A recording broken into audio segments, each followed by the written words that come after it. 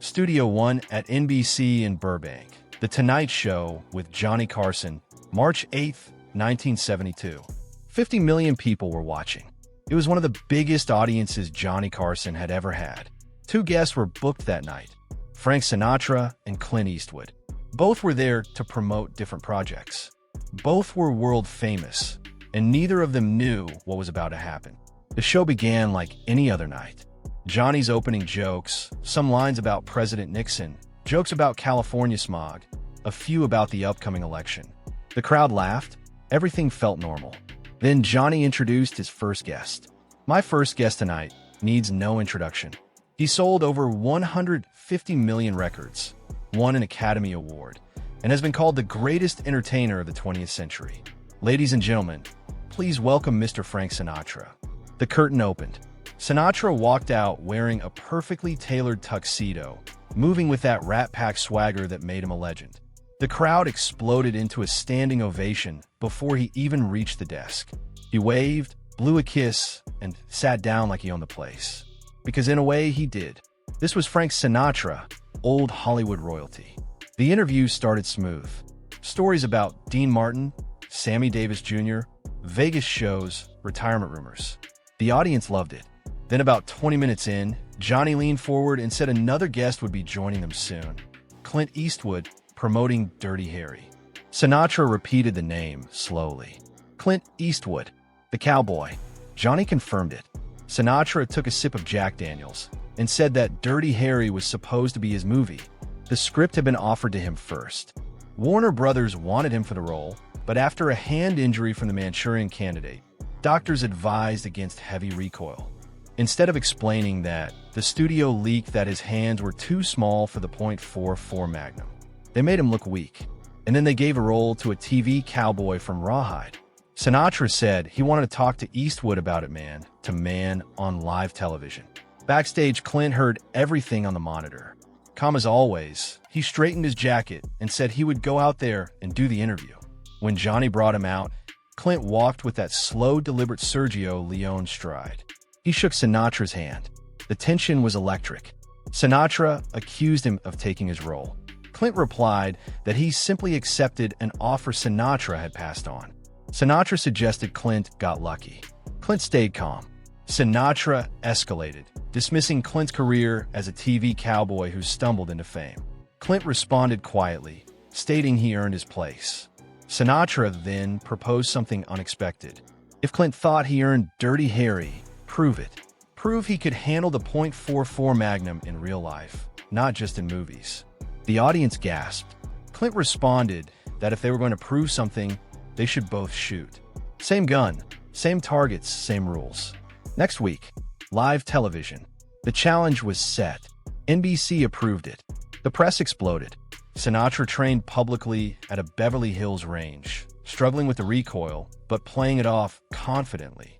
Clint trained privately every morning with a police firearms instructor, tightening his grouping shot by shot. On March 15, 1972, NBC Studio One was transformed into a shooting range with full safety protocols. Sinatra shot first. 6 shots. His grouping was wide, 1 complete miss. Then Clint stepped up, calm, controlled. 6 shots, all center mass, a tight 4-inch grouping. Professional level accuracy. The audience erupted. Sinatra walked to the target, studied it, and then turned to Clint. In front of 63 million viewers, he admitted he was wrong. He said Clint earned the role. He shook his hand and called him the rightful Dirty Harry. They hugged. The ratings hit 63 million, the highest in Tonight Show history. The contest raised millions for charity. Years later, they would look back on that night as something special. When Sinatra passed away in 1998, Clint spoke about that moment, saying Sinatra tested him publicly but respected him when he proved himself. The .44 Magnum became a museum piece, but the real legacy was the respect shown that night. Two legends tested each other and walked away with honor. Not humiliation, not destruction, respect.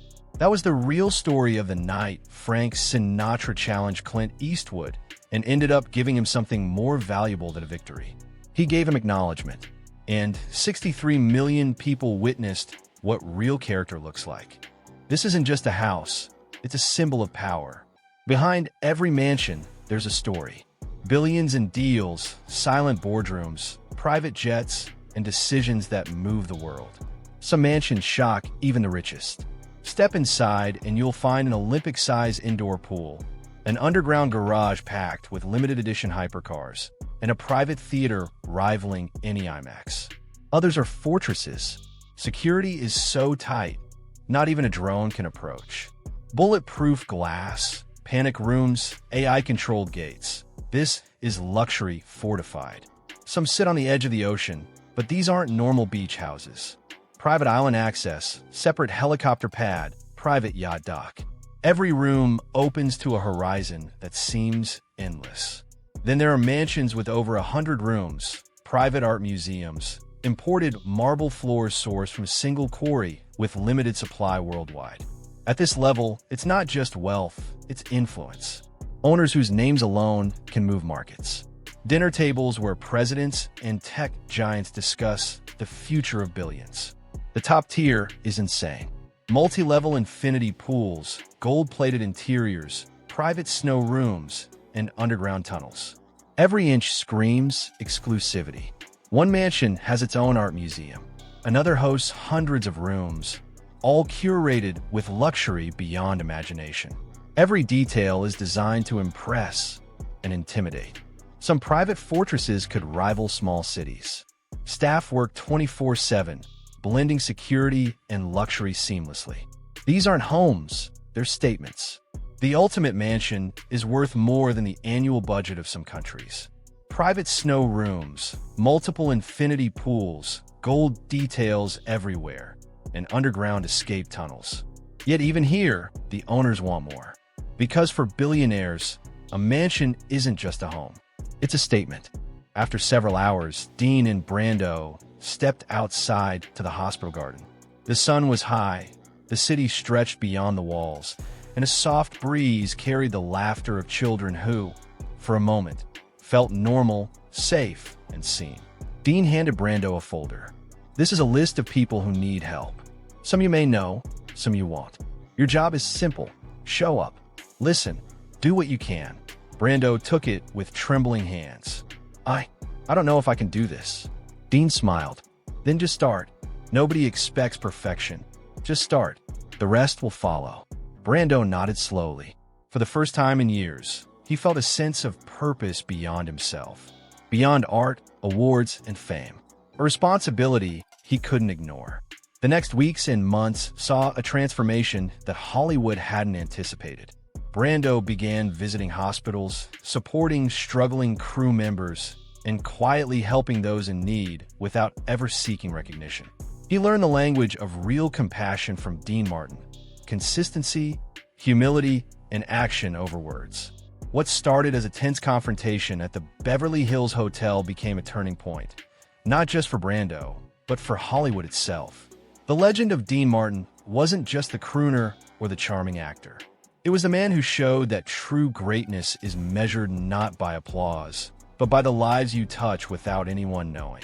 And as for Marlon Brando, he finally understood that brilliance without humanity was hollow, and that sometimes the quietest acts of kindness leave the loudest echo.